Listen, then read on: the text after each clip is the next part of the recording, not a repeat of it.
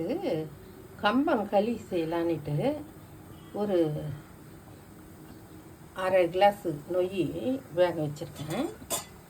கொதிக்குது, வெந்துடுச்சு பாருங்க. இது வெந்துடுச்சு. கம்பங்களி செய்ய போகிறேன். கம்பு மாவில் களி செய்ய போகிறேன். ஒன்றும் இல்லை. இந்த உப்பு கொஞ்சம், இதுக்கு ஒரு அரை உப்பு தான் போடணும், ஃபுல்லாக போடக்கூடாது.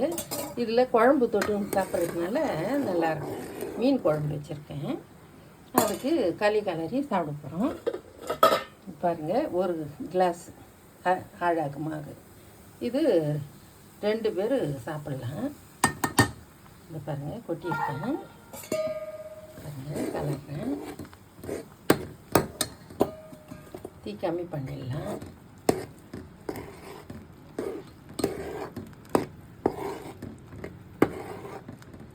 இது அப்படியே மூடிடணும். கொஞ்ச நேரம் மூடிட்டு போனால் நல்லா வெள்ளையாக வரும்.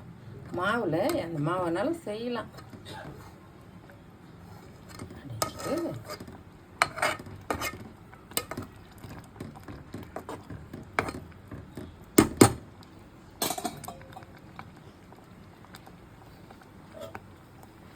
பாருங்கள், இது இதை மூடிட்டேன். தீ கம்மி பண்ணிட்டேன். இப்போ கம்மியாக வச்சுருக்கேன். கடைசி கட்டம் கொஞ்ச நேரம் பொறுத்து காட்டுறேன். பாருங்கள். பாருங்கள், ஒரு நிமிஷம் ஆயிடுச்சு. நல்லா வெந்து வந்திருக்கு. கலர்றேன்.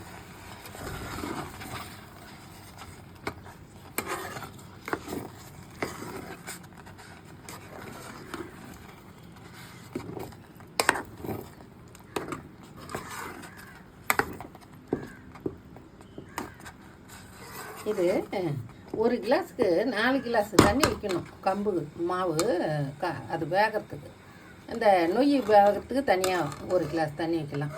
4-5 கிளாஸ் தண்ணி தேவைப்படும் இதுக்கு. பாருங்கள், இப்போ கரெக்டாக வந்துருக்குது பாருங்கள் களி. அது 4 கிளாஸ் தண்ணி, அதுக்கு ஒரு 5 கிளாஸ் தண்ணி வச்சுருக்கேன். அது வெந்தது, மாவு போட்டு கலரி வச்சுருக்கேன். கரெக்டாக பதம் வந்துக்குது. அதில் புகுசில் வருது பாருங்கள். அந்த புகுசில் வருது, கீழே சவுண்டு வரும் புஷ்ஷுன்னு. அது வெந்துடுச்சின்னு பொருள். இது பாருங்கள், அடிக்குது பாருங்கள், நல்லா அடிக்குது, வெந்துடுது. இது வேக இன்னொரு குறிப்பு காட்டுறேன். இந்த பாருங்கள், அப்படி சண்டு மாதிரியா இருக்கும். அப்படி சாப்பிட்டோம்னா ஆடும். இது பாருங்கள், ஏடாக வருது பாருங்கள். நல்லா வேடு நல்லா வருது பாருங்கள். இது வெந்துடுச்சுன்னு பொருள். அது என்ன செய்யும், அந்த மாவு போட்டதை அது வெந்ததுமே அப்படியே வெந்து கரைஞ்சிடும். கலரணும், கரண்டியில் கலரே விடும். பாருங்கள், இதான் ராகி களி. பாருங்கள், அள்ளி வச்சிக்கின்னு குழம்பு வச்சிக்கின்னு சாப்பிட்லாம். முடிஞ்சிடுச்சுது.